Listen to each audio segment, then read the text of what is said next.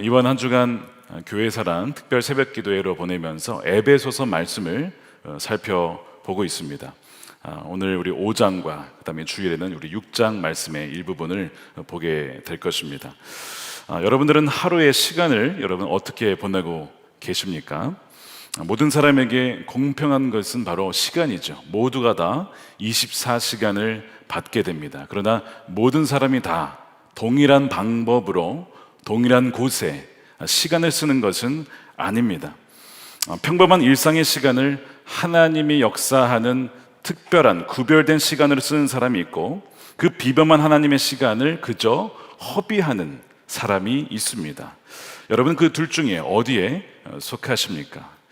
하나님의 시간, 이것이 오늘의 바로 주제가 되겠습니다. 여러분도 아시다시피 이 헬라어에는 시간에 대한 두 가지 단어가 있습니다. 하나는 크로노스입니다. 그저 흘러가는 직선의 어떤 시간이죠. 그래서 물리적인 시간, 수평적으로 흘러가는 시간입니다. 근데 이 시간에 하나님이 역사하시면, 하나님이 수직적으로 역사하시면 그 크로노스 시간과 그 수직의 시간이 만나는 그 지점이 바로 카이로스라고 하는 시간입니다. 그래서 이 크로노스와 이 카이로스를 구별을 합니다. 16절에 보면 오늘 읽었죠. 세월을 아끼라 때가 악하니라. 여기서 이 세월이 바로 카이로스로 되어 있습니다. 그리고 단수 형태로 되어 있죠. 왜 단수인데 여러 시간들이 모인 세월이라고 썼을까요? 그것은 바로 이 카이로스가 기회, opportunity라고 하는 기회들의 연속 혹은 모든 기회라는 의미에서 그것이 세월을 뜻할 수도 있기 때문에 그렇습니다. 즉 하나님의 모든 기회들이 있는데 그것을 아끼라는 것입니다. 그것을 낭비하지 말고 허비하지 말라는 말씀이에요. 그래서 하나님이 정한 시간이 있어요. 근데 하나님이 주신 그 시간, 정한 시간을 잘 활용하고 최선을 다하여 그것을 나의 시간을 주께 드림으로써 하나님이 쓰시는 사람이 있고 그렇지 못한 사람이 있습니다. 전도서 3장 1절에 하나님께서 범사에 기한을 정하셨다, 때를 정하셨다, 이렇게 말씀을 합니다. 3장 1절에 범사의 기한이 있고 천하 만사가 다 때가 있다라고 되어 있죠. 이 기한은 시즌이라고 하는 계절입니다. 사람마다 영혼의 계절이 있어요. 통과해야 되는 계절이 있습니다. 근데 그것은 기한이 있어요. 시작이 있으면 끝이 있다는 것입니다. 그것은 영원하지 않다는 것입니다. 봄의 시즌이 있다면 가을의 시즌이 있고 겨울이라고 하는 혹독한 계절이 있어요. 근데 그것은 영원하지 않다는 것입니다. 그것이 바로 이 시즌이라는 개념이고요. 또한 어떤 사람에게는 이제 이 때가 있는데요. 이 때가 1절에 보십시오. 만사의 때가 있다는 것입니다. 어떤 기회의 순간인데 태어날 때가 있고 죽을 때가 있고 심을 때가 있고 뽑을 때가 있고 헐 때가 있고 세울 때가 있다라고 하는 만사의 또 때가 있습니다.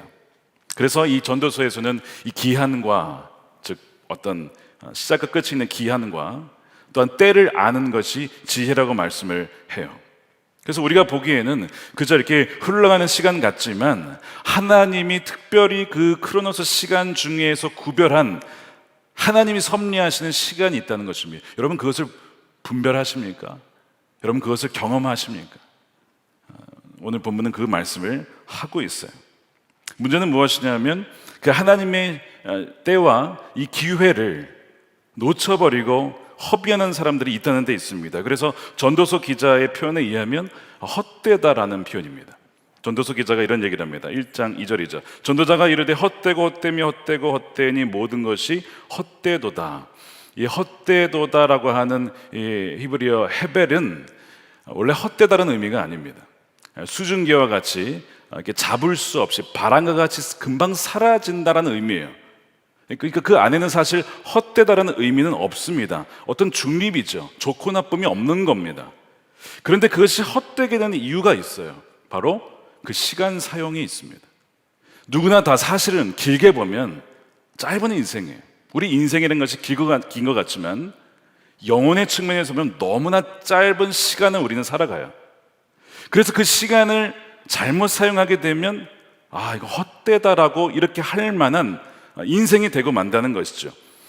그래서 여러분, 우리의 자신을 돌아봤을 때 우리가 정말 헛된 삶을 사는 것이 아닌가, 아니면 정말 하나님이 귀하게 여기시는 그 영원한 시간을 사는가. 그래서 어떤 사람은 그 시간을 바꾸어서 영원한 시간으로 바꾸는 사람이 있는가 하는 반면에, 어떤 사람은 정말 헛되게 보내는 사람이 있다는 겁니다. 그래서 그것을 아는 것, 그것을 헛되이 보내지 아니하고 그 시간을 하나님의 시간으로 바꾸고 영원한 시간이 될 수 있게 하는 것을 아는 사람이 지혜로운 사람이에요. 여러분, 우리 물건 같은 경우는 빌려주면 돌려받을 수 있습니다. 이 시간은 절대 돌려받을 수 없습니다. 지금 이 시간은 다시 돌아오지 않는 시간이에요. 여러분 인생에 다시 돌아오지 않는 시간입니다. 그 시간을 우리는 보내고 있어요. 근데 그것을 정말 귀하게 쓰십니까? 아니면 헛되이 보내고 계십니까? 그래서 지금 이 시간을 향한 하나님의 뜻을 분별해야 된다는 것이죠. 16절은 우리에게 분명히 이렇게 경고를 합니다. 세월을 아끼라, 때가 악하니라. 이 아끼라는 말을 번역하면 건져내라, 구원하라, 이런 뜻입니다. 그 얘기는 뭐냐면 우리의 시간들이 위기에 처해 있다는 것입니다. 많은 사람들이 허비하며 시간을 그저 보내고 있다는 것입니다. 요즘에는 스마트폰 기능이 좋아서 스마트폰에서 무엇을 가장 많이 썼는지 시간 통계가 나옵니다. 아마 여러분 그 시간을 보시면 깜짝 놀랄 겁니다. 내가 이 많은 시간을 여기에 쏟았단 말이야. 여러분 정말 그렇습니다. 어하는 사이에 시간은 훌쩍 지나가 버리고 만다 것이죠. 근데 그것이 정말 가치 있는 시간이라면, 그것이 정말 그것을 통해서 중요한 정보를 얻고 그것을 통해서 말씀을 묵상하고 그것을 통해서 예수통의 일기를 썼다면 가치 있는 시간이 되겠지만, 그렇지 않다면 정말 헛된 시간이 되고 만 것인지도 모릅니다. 여러분이 지금 이 말씀을 하고 있는 이 사도 바울이 누구를 대상으로 하고 있을까요? 믿지 않는 자들일까요? 믿지 않는 자들에게 세월을 허송하지 말라, 허송세월하지 말라, 이렇게 말씀하는 걸까요? 여러분 여기 보면요, 대상은 에베소 교인들이에요. 물론 안 믿는 사람들도 시간을 허송세월 보낼 수 있습니다. 그래서 베드로전서 4장 3절에 보면 이렇게 묘사를 해요. 너희가 음란과 정욕과 술취함과 방탕과 향락과 무법한 우상 숭배를 하여 이방인의 뜻을 따라 행한 것은 지나간 때로 족하다. 그러니까 믿지 않았을 때에, 하나님을 알지 못했을 때에 너희의 정욕대로 살아간 그 시절들은 다 허비된 것인데, 그것은 지나간 때로 이제는 족하다. 더 이상 그렇게 살아서는 안 되지 않겠냐, 이 말씀이거든요. 그러니까 안 믿는 사람들이 그렇게 허비하는 것은 그건 당연하다는 거예요. 문제는 뭐냐? 믿는 사람들이 여전히 그렇게 살아간다는 데 있습니다. 그래서 에베소 성도들에게 주는 말씀이에요. 예수님을 믿는 사람들입니다. 그런데 그들이 어떻게 살아가고 있다고요? 하나님의 시간을 허비하고 있다, 탕진하고 있다, 헛되이 보내고 있다. 그래서 사도 바울이 지금 감옥에서 이 사랑하는 성도들을 위하여 지금 편지를 쓰고 있는 것이죠. 왜 이런 일이 벌어질까? 이유를 적어놨어요. 16절에 나와 있습니다. 때가 악하기 때문에 그렇다는 거, 악하다는 것입니다. 그래서 이 악하다라는 것을 이 필립스라는 이 신약 번역이 있습니다. 그 성경에 보면 이렇게 번역을 했어요. 악이 판치는 시대이기 때문에 그렇다. 악이 판치는 시대. 무엇이 악하다는 것일까? 이 세상을 사로잡고 있는 공중 권세 잡은 악한 영들이 지배하고 있기 때문에 그래요. 그래서 에베소 2장 2절에 이런 말씀을 했어요. 우리 함께 읽어볼까요? 시작. 그때 너희는 그 가운데서 행하여 이 세상 풍조를 따르고 공중의 권세 잡은 자를 따랐으니 곧 지금 불순종의 아들들 가운데서 역사하는 영이라.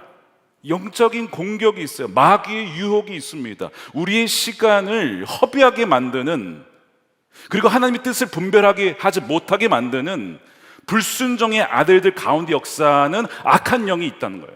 그래서 때가 악하다는 것입니다. 악이 판치는 시대라는 것이죠. 물론 예수님이 그 십자가의 사건으로 인하여서 부활로 말미암아 사단은 결정적으로 패배를 이미 당했습니다. 근데 지금 여전히 그 무리들이요, 이 게릴라전을 펼치고 있는 것이죠. 요새를 중간중간 장악을 해서, 어디에 요새가 있을까요? 믿는 이들의 삶 속에, 생각 속에, 가치관 속에, 나쁜 습관 속에 견고한 진을 만들어서 거기에 숨어 있으면서 믿는 이들의 생각과 마음과 감정과 의지를 뒤흔들어 온다는 거예요. 그런 식으로 하여서 하나님의 뜻대로 살아가지 못하도록 한다는 겁니다. 그러니까 우리 여러분 잘 보셔야 돼요. 내가 마귀에 의해서, 악한 영에 의해서 지금 사로잡혀 살아가는 순간들이 있지는 않느냐라는 것이죠. 왜냐하면 이 에베소 6장 11절에 보세요. 영적 전쟁에 대한 얘기가 나오면서 마귀의 간계가 있다, 계략이 있다, 전략이 있다는 것입니다. 아주 간사한 전략이에요. 기가 막힙니다. 수천 년간 쌓인 마귀의 지혜가 있어요. 여러분 이거 당할 수 있겠습니까? 뭐 손자병법은 잽도 안 돼요. 거기에 비하면 마귀의 관계, 그 전략집에 비하면 손자병법은 될 것도 아니라고요. 거기에 비하면 수천 년에 걸쳐서 모든 사람들을 넘어뜨린 그 전략서가 갖고 있기 때문에 여러분 결코 얕봐서는 안 된다는 것이죠. 그것 때문에 많은 사람들이 이 삶을 허비하며 살아간다는 거예요. 자, 마귀의 관계 중에 대표적인 것이 뭐냐면 거짓과 속임수입니다. 거짓은 지혜로운 것 같지만, 열매를 보장하는 것 같지만 실상 아무 열매가 없도록 하는 것입니다. 11절에 이렇게 기록되어 있어요. 우리 읽지는 않았지만 너희는 열매 없는 어둠의 일에 참여하지 말고 도리어 책망하라. 그러니까 마귀의 유혹은 굉장히 이것이 열매가 있을 것처럼 우리를 유혹합니다. 야, 이거 하면 너 굉장히 잘 될 거야. 너 형통하게 될 거야. 너 앞으로 이제 길 풀릴 거야. 그런데 이렇게 해야 되라고 하는 거 봤더니 그것이 부정직한 거예요. 속임수예요. 이게 마귀가 어둠의 일에 우리를 참여하게 하는 유혹입니다. 그러니까 지금 여러분들의 삶을 한번 돌아보셔야 돼요. 지금 마귀가 여러분들을 어디로 끌고 가고 있는지를 한번 잘 보셔야 됩니다. 그래서 이것은 열매 없는 어둠의 일이라는 거예요. 그래서 9절에 진실함이라는 단어가 나와요. 빛의 열매입니다. 근데 어둠의 열매는 바로 뭐냐면 이 속임수라는 것이죠.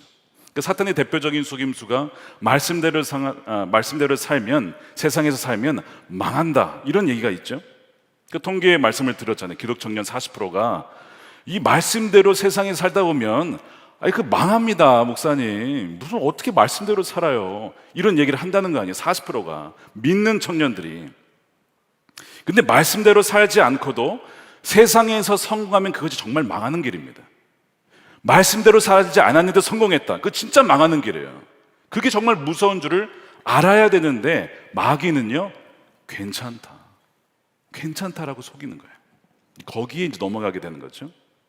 예수님께서 말씀대로 사는 것에 대해서 집 짓는 거에 비유를 하셨어요. 마태복음 7장 24절이죠. 그러므로 누구든지 나의 이 말을 듣고 행하는 자는 누구죠? 그 집을 반석 위에 지은 지혜로운 사람 같으니.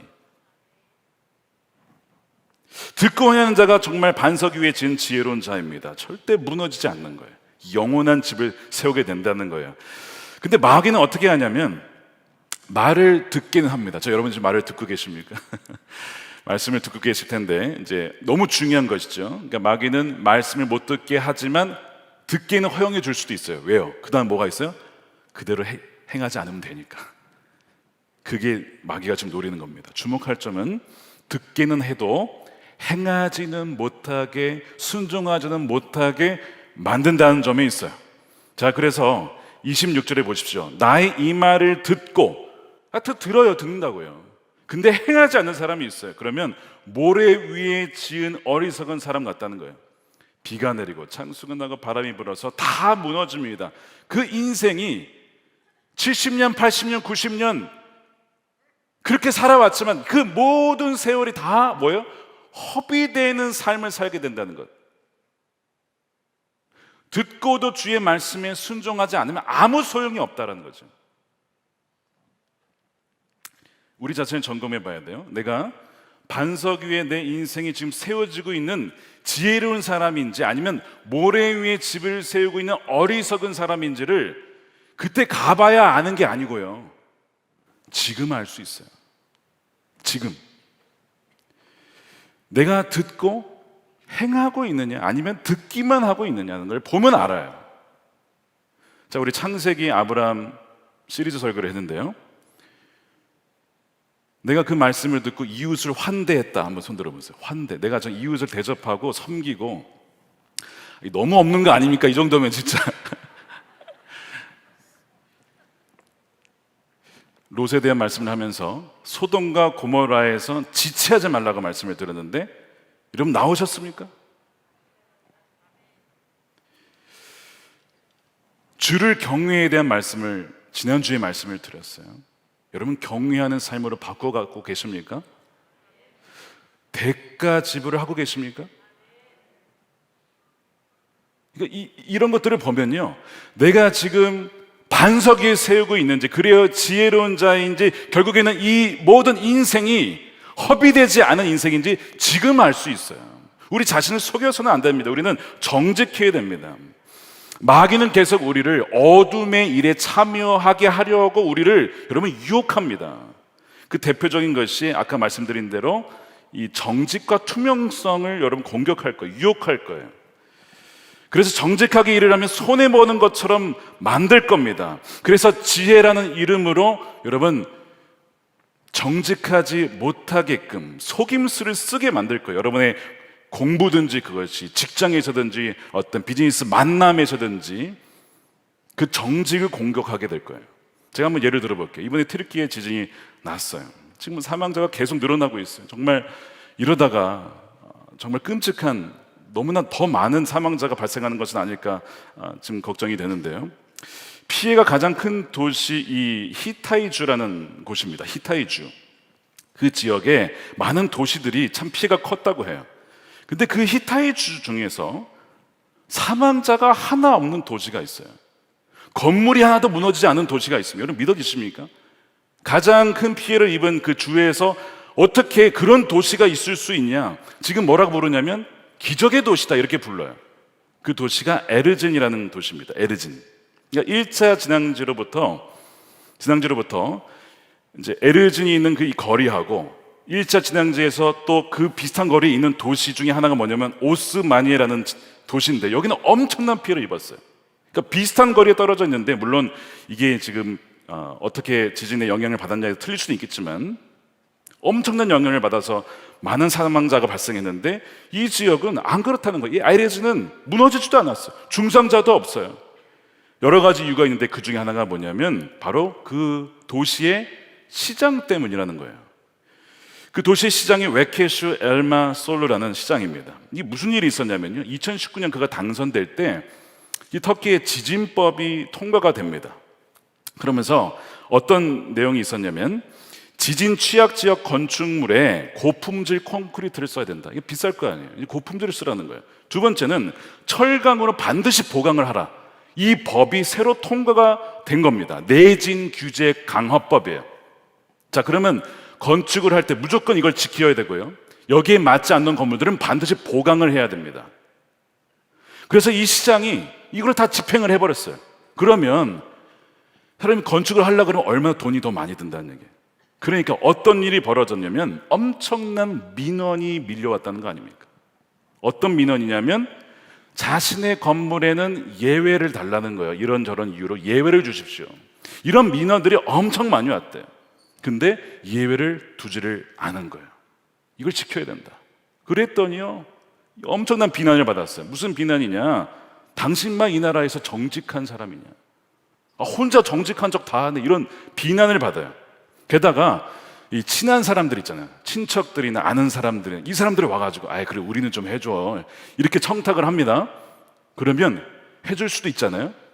절대 안 해주는 거예요. 그래서 관계가 다 깨져버렸어요. 이 사이가 나빠진 거예요. 이러면서까지 이 시장이 그것을 지켜냈어요. 왜죠? 이것이? 왜냐하면 생명과 직결되어 있는 거예요. 워낙 지진이 많이 일어났는데 이거를 지키지 않았다가 이거 지금 이게 법이 아니라 생명이라는 것을 그는 분명히 믿었기 때문에, 그래서 그가 이것을 지켜냈을 때 결국 이번에 지진 이후에 건물 하나 무너지지 않고 사람 하나 죽지 않고 기적의 도시가 된 것입니다. 저는 이 시장을 회유시키려고 얼마나 이 마귀가 유혹했을까 하는 생각이 들었어요. 처음에는 돈으로, 권력으로, 유혹했겠죠. 그러다가 말을 안 듣면 공격했을 겁니다. 너 당신 이제 다음에 시작 못 돼. 당신 안 찍을 거야. 이런 식으로 하면 유혹했을 겁니다. 사람이 융통성이 없어. 지혜가 없어. 이런 얘기를 들었을 거고요. 사람들이 다 너를 버렸어. 너 지지하는 사람은 없어. 이런 식의 공격이 분명히 있었을 겁니다. 왜 그렇죠? 악한 때요. 악이 판치는 시대. 정직한 자가 바보 소리 듣는 시대죠. 그런데 그 정직하게 그 법을 지킨 그 시장 한 명이 수만 명의 목숨을 구한 겁니다. 단 한 사람. 단 한 사람의 정직한 사람이 수만 명을 살릴 수 있다는 거예요. 마귀의 또 다른 관계가 있어요. 여러분 오늘 본문에 분명히 나와 있는데요. 술 취함이라고 되어 있습니다. 18절에 술 취하지 말라 이는 방탕한 것이니. 왜 갑자기 사도 바울이 술 얘기를 꺼냈을까? 이 에베소라는 지역 때문에 그렇습니다. 이 에베소 지역에 오래전부터 아주 인기 있는 그리스 신이 하나 있는데 그 신의 이름은 디오니소스, 즉 술의 신입니다. 포도주의 신이에요. 로마 신에서는 이 바쿠스라고 하는데요. 바쿠스 신인데요. 이 디오니소스 신을 위한 제사의 특징이 뭐냐면 포도주입니다. 그래서 이 영감을 받기 위해 뭘 해요? 포도주를 마시는 겁니다. 포도주를 마시면 영감이 온다. 이래가지고 술을 마시는 거예요.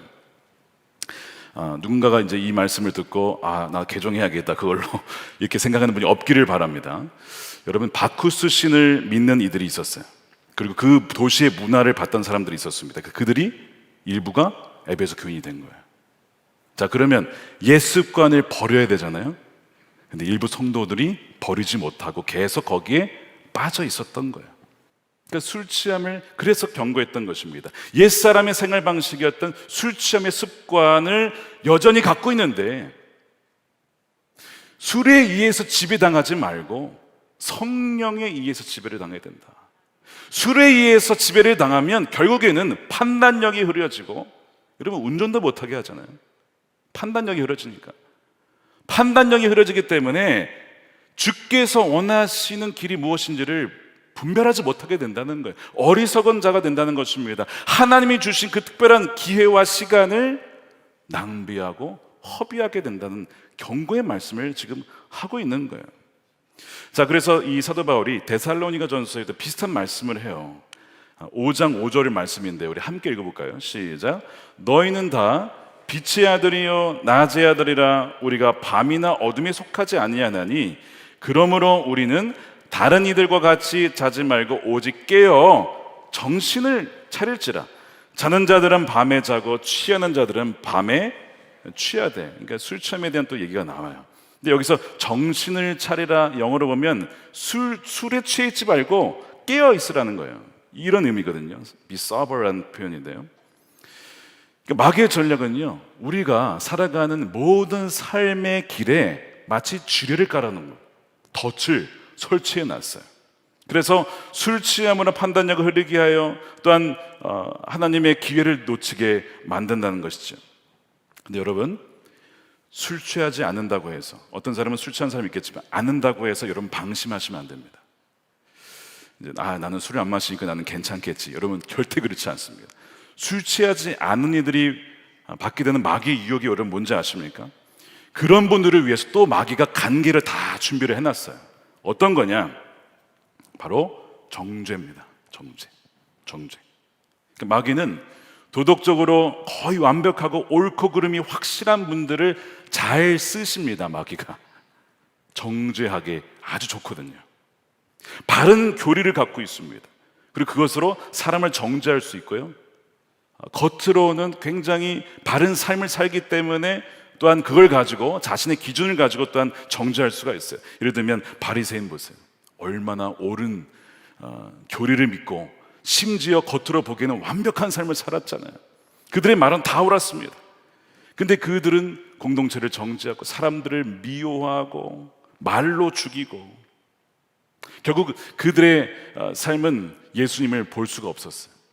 하나님의 본체이신 예수님이 오셨지만 정작 예수님을 볼 수가 없었고 만날 수가 없었고 마음에 받아들이지 않습니다. 매우 영적인 것처럼 보이지만 실은 매우 마귀처럼 될 수도 있는 것이죠. 제사장들은 어떻습니까? 예수님에 대한 시기가 있었어요. 사람들이 그에게 몰려가니까 싫은 거야. 그래서 그 시기심으로 가득 차 있는 겁니다. 야고보서 3장 16절에 시기와 다툼이 있는 곳에는 혼란과 모든 악한 일이 있다는 것입니다. 여러분, 제사장들과 이 바리새인들은 술 취하지 않았어요. 그런데 뭐 하고 있는 거죠? 하나님의 백성들을 욕하고 정죄함으로써 자신의 시간을 탕진하고 있습니다. 허비하고 있습니다. 자신들의 인생이 이렇게 허비되고 있다는 것을 그 자신들은 모르고 있었어요. 이게 마귀의 전략이에요. 진짜 기가 막힌 전략이에요.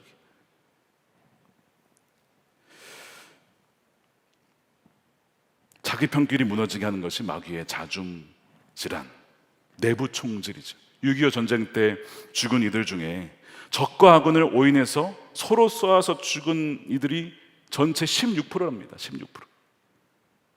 적과 싸우다 죽은 게 아니고 아군을 쏴서 죽은 사람들이 그 정도로 많대요. 월남 전쟁 때도 그렇고요. 2차 세계대전 때는 약 15% 정도. 비극이죠. 여러분, 바울과 바나바가 잘 선교하다가 어떻게 됐습니까? 싸운 거 아니에요. 마가 문제로 싸우다가 갈라선 거 아니에요.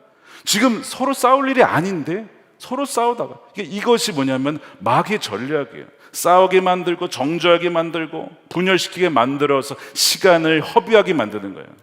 서서히 우리로 하여금 닳게 만드는 것이죠. 마멸시키는 것입니다. 이것이 마귀의 허송세월을 보내게 하는 전략입니다. 그래서 술 취하지 않고도 완전히 마귀에게 놀아날 수 있어요. 술 취하지 않고도 하나님의 시간을 완벽하게 놓칠 수가 있어요. 여러분, 술을 드시지 않는 분들은 이걸 조심하셔야 돼요. 속고 있다는 것입니다. 그래서 15절에 보면요, 어떻게 행할지를 자세히 주의하라고 되어 있어요. 자, 제가 비유를 드렸어요. 우리가 살아가는 매일의 삶에는 마귀가 지뢰와 덫을 설치해 놨다고 여러분 아셔야 돼요. 그래서 여러분들이 하루에 어떤 일을 결정하고 생각하는 그 모든 것에 마귀의 덫이 있을 수 있다는 것을 늘 염두하셔야 됩니다. 자, 15절 말씀에 어떻게 행할지를 자세히 주의하라. 원래는 이 행할지가 걷다라고 되어 있습니다. 걷는 겁니다. 그러니까 영어로 한번 보세요. 15절에 그런즉 너희가 어떻게 행할지를 자세히 주의하여 Look carefully then how you walk로 되어 있잖아요. 어떻게 걸어야 될지, 어느 방향 가야 될지, 어느 스텝을 놔야 될지를 주의하지 아니하면 마귀가 설치한 덫에 걸려서 하나님의 그 시간을 놓쳐버리게 될 수 있다는 거예요. 그것이 싸우게 되든지 미워하게 되든지 정죄하게 되든지 방탕하게 되든지 그 시간을 완전 허비하게 만든다는 것입니다. 자, 여러분, 우리 삶 한번 보셔야 돼요. 지난 한 주간 삶을, 시간을 어떻게 쓰셨습니까?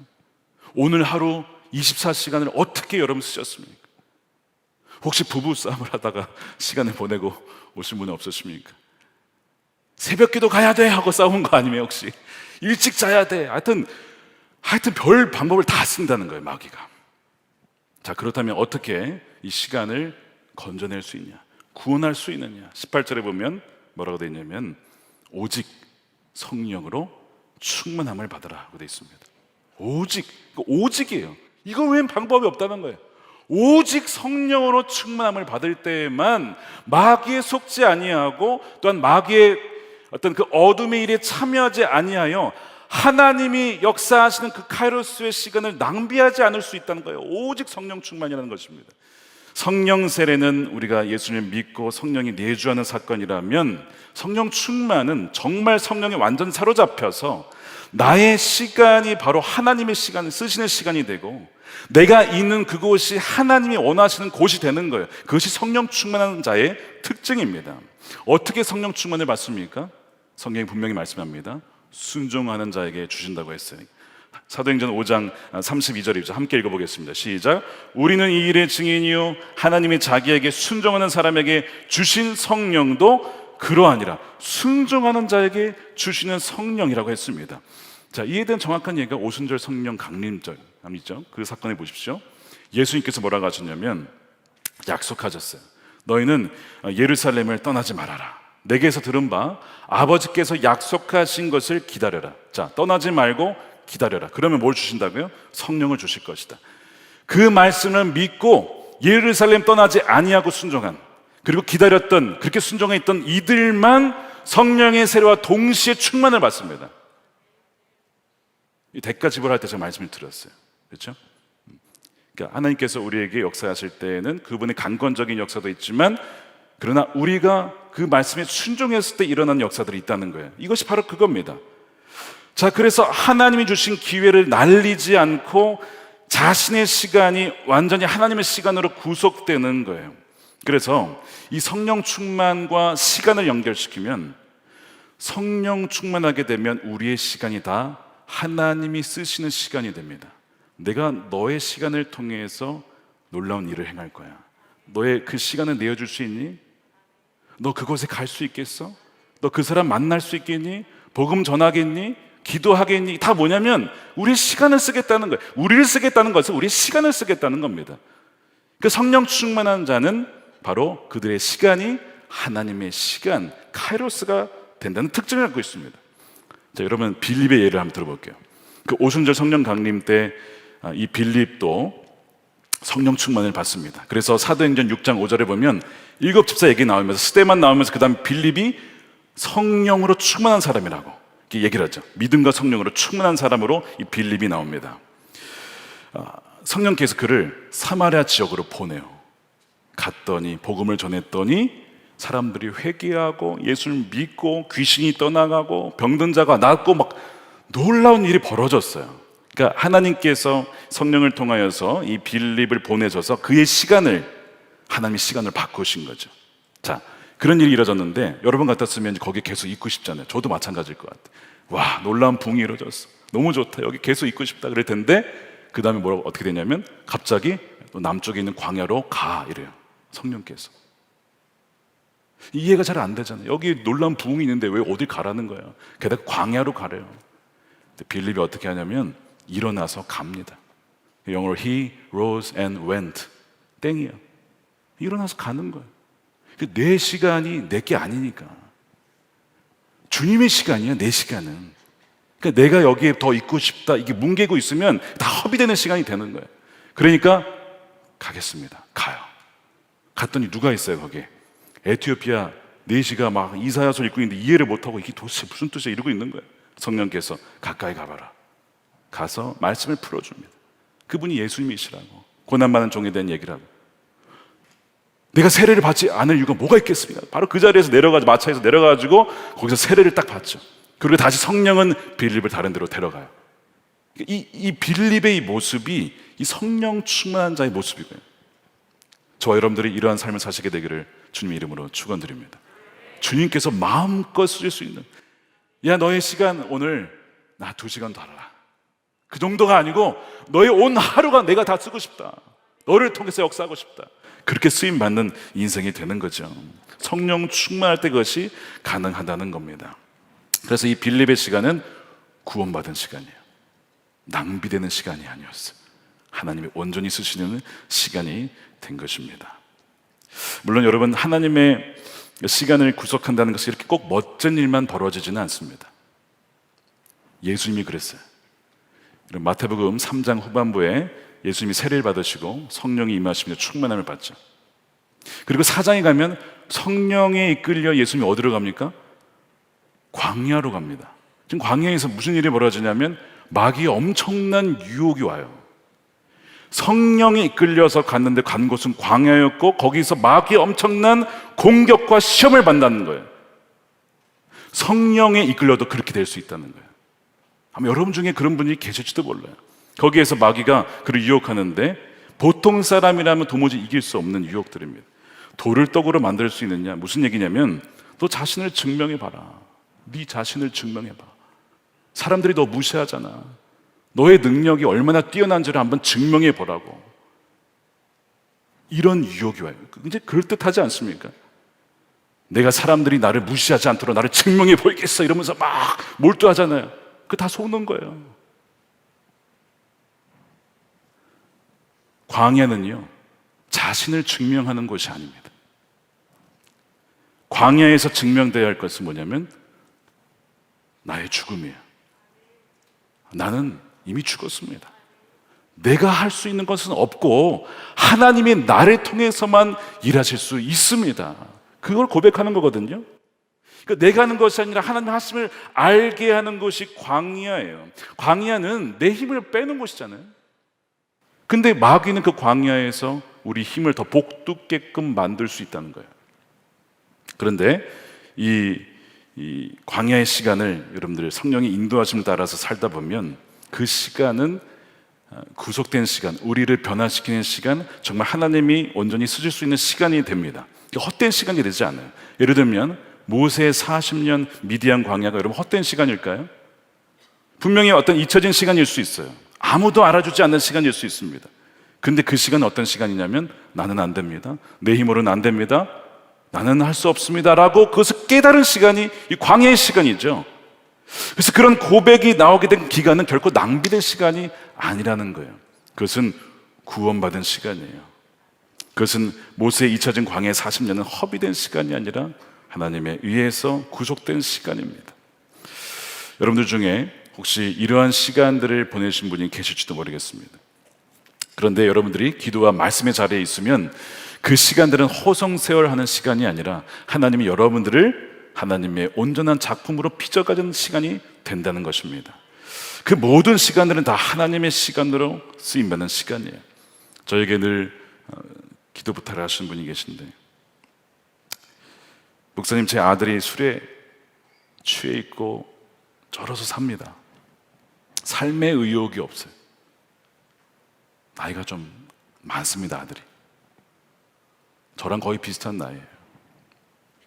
근데 어머니가 늘 걱정이 되고 눈물로 기도를 부탁하러 오세요. 여러분, 예수님께서 이 세상을 변화시키기 위해서 제자를 삼고 십자가의 사역을 완수하기까지 걸린 시간은 3년입니다. 십자가에 매달리신 시간 6시간이시죠.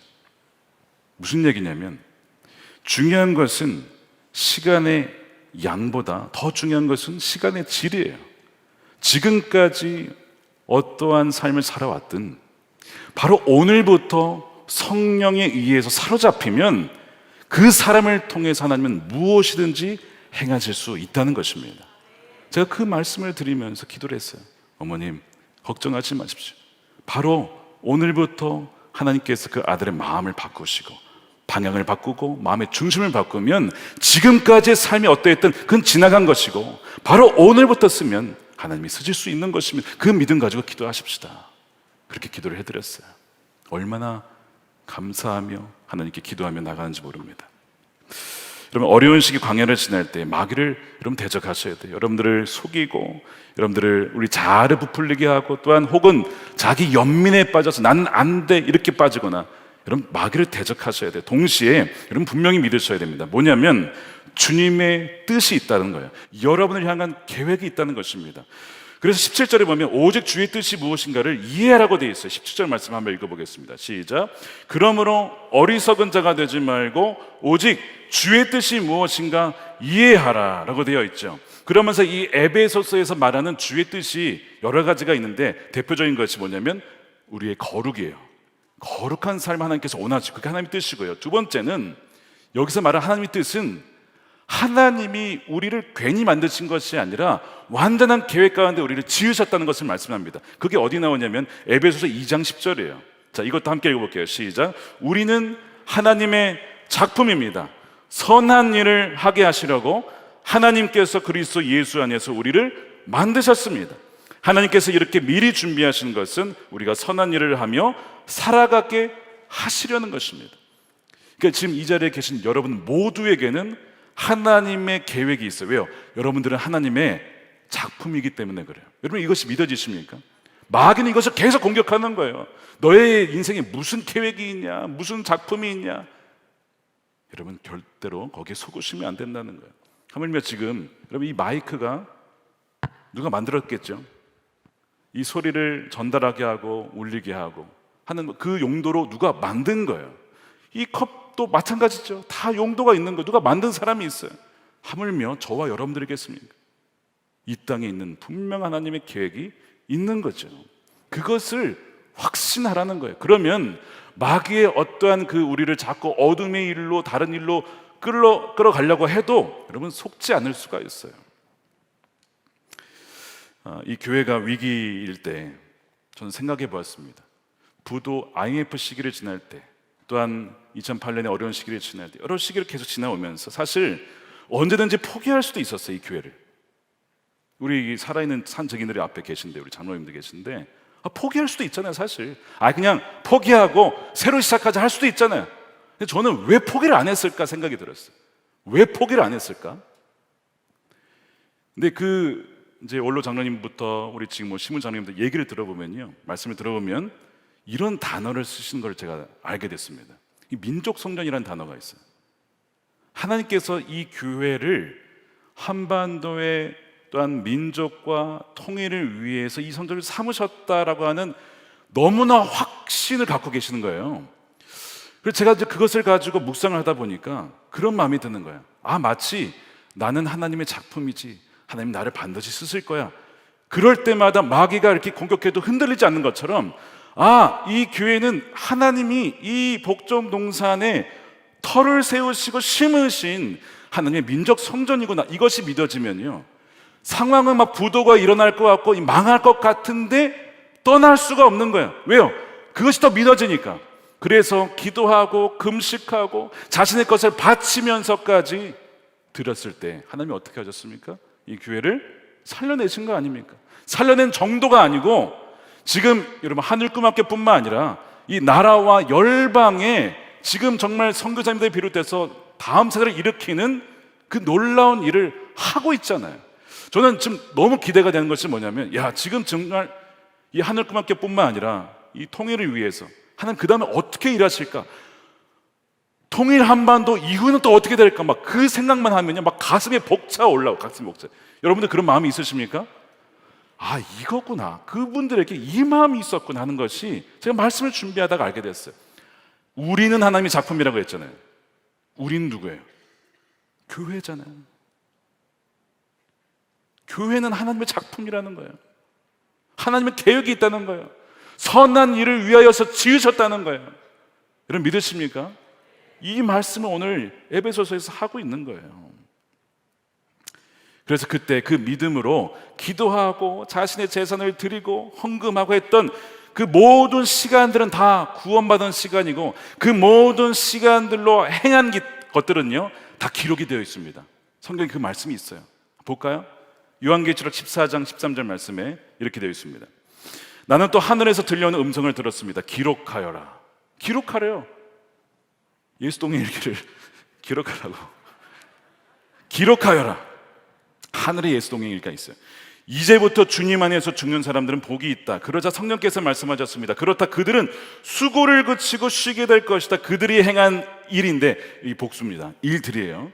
그들을 따라다니기 때문이다. 그들이 이 땅에서 믿음으로 자신의 시간을 들여서 행한 모든 수고가 기록이 되어 있다는 거예요. 왜냐하면 그 시간들은 허비된 시간이 아니라 무슨 시간이에요? 구원받은 시간이기 때문에. 그 아껴서, 여러분 물건 살 때 아낄 때가 있죠. 나 그거 사려고 아끼고 아껴서 그거 사야지.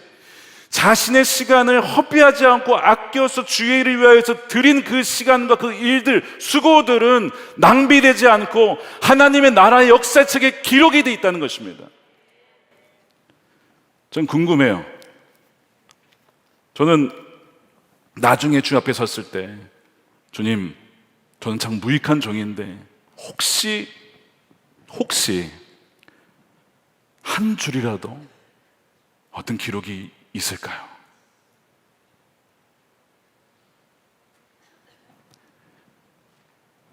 한 줄이라도 하나님이 쓰신 그 시간 한 줄이라도 있으면 좋겠습니다.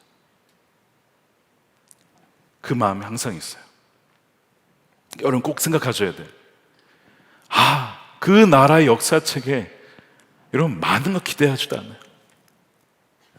김다미는 이러이러 순종하여 믿음으로 이런 일을 하였다. 저는 그 한 줄이면 충분할 것 같아요. 여러분 그 마음을, 그 소망을 가지셔야 돼요.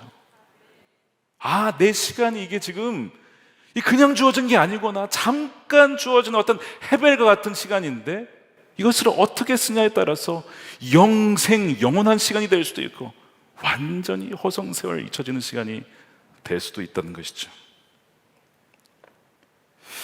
그러면 여러분, 하나님의 시간을 구원하셔야 됩니다.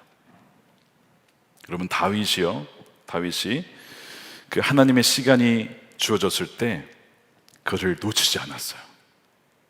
자, 이거 너무 중요한 부분이니까 잘 이해하시길 꼭 부탁을 드립니다. 여러분, 귀를 쫑긋하고 세워보세요.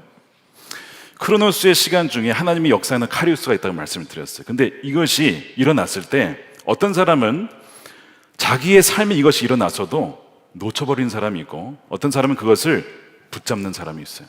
기회라고 말씀드렸잖아요. 이 카이로스가 다른 영어로는 opportunity라고 말씀드렸어요. chance, opportunity, 기회라고 번역이 돼요.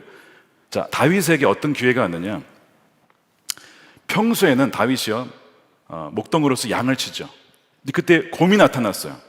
근데 그때가 어떤 순간이냐면, 그에게는 위기지만 그러나 믿음으로 반응하여 그 양을 구함으로써 하나님의 도움을 입는 것을 경험을 합니다. 그러니까 이 곰의 등장은 위기면서 동시에 하나님의 역사가 나타나는 어떤 기회가 된 거예요. 그것을 믿음으로 썼을 때 그것은 하나님이 쓰실 수 있는 인생이 되고 그 시간이 된 것이죠. 자, 이런 삶을 쭉 살아오다가 어느 날 아주 평범한 일이 벌어집니다. 우리 일상에서 늘 벌어질 수 있는 일이에요. 아이들한테 심부름을 한 겁니다. 다윗이 아버지의 심부름으로 형들에게 도시락을 배달하는 쿠팡맨이 돼서 가는 거예요. 예를 들면 가서 도시락을 전달하러, 아주 그냥 뭐 평범한 일 아닙니까 정말? 근데 그 도시락 배달이 뭐였어요? 하나님의 계획이 그 안에 있었어요. 자, 갔더니 전쟁은 안 하고 서로 다 대치하고 있어요. 골리앗만 소리를 치는데 그 골리앗이 말한 소리를 듣습니다. 하나님을 막 욕하는 소리를 들어요. 근데 그걸 들은 것도 뭐예요? 이게 지금 하나님의 역사하는 순간이에요. 너 이거 들었지? 어떻게 할래? 이것이 주어졌을 때 모든 사람이 다 이것이 하나님의 이제 일하실 역사다라고 알아차린 것이 아닙니다. 사울부터 엘리야부터 모든 형들, 그 당시에 이스라엘 군사들은요, 이 기회를 보고도 놓쳤다고요. 알아차리지 못했어요. 근데 다윗은요, 어떻게 했습니까? 하나님이 역사하시는 순간을 알아차렸어요. 아, 이것은 믿음으로 나가야 된다. 그래서 믿음으로 그 시간을 나갔더니 하나님이 다윗의 시간을 쓰고 다윗의 그 공간을 사용하여 주셔서 골리앗을 배적하시는 거예요. 그러니까 다윗이 나갔지만 사실은 누가 나간 겁니까? 하나님이 다윗을 통해서 골리앗을 맞는 거죠. 이렇게 되는 거예요. 여러분, 이거를 이해하셔야 돼요. 모든 사람에게는 그 카이로스의 시간이 왔어도 분별하지 못하면 놓쳐버린다고요. 그것이 다윗이 아니라 다른 사람일 수도 있었어요. 근데 왜 다윗이었냐?